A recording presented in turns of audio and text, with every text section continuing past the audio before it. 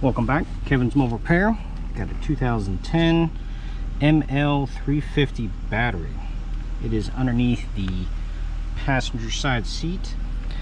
Downside of dead battery is you have to have a power supply in order to move the front seat all the way forward because it is electric.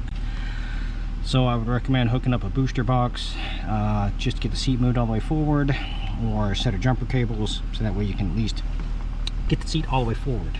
Now, taking it off, I'm gonna have a little cover like this that just pops off. We'll have this is a, what you want to call an air duct, so it's going to be for blowing air and such like that back here on the customer. That's going to be tucked right up underneath, kind of like yay.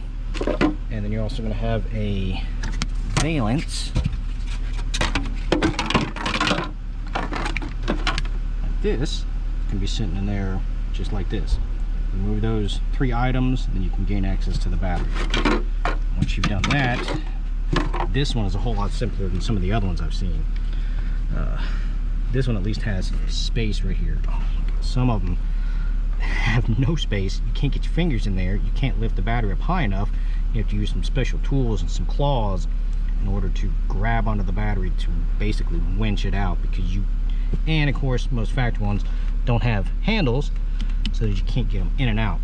If you got an aftermarket one, you're lucky, you can actually pull up on it to lift up on it, but other than that, factory ones do not, and they are fun to get in and out.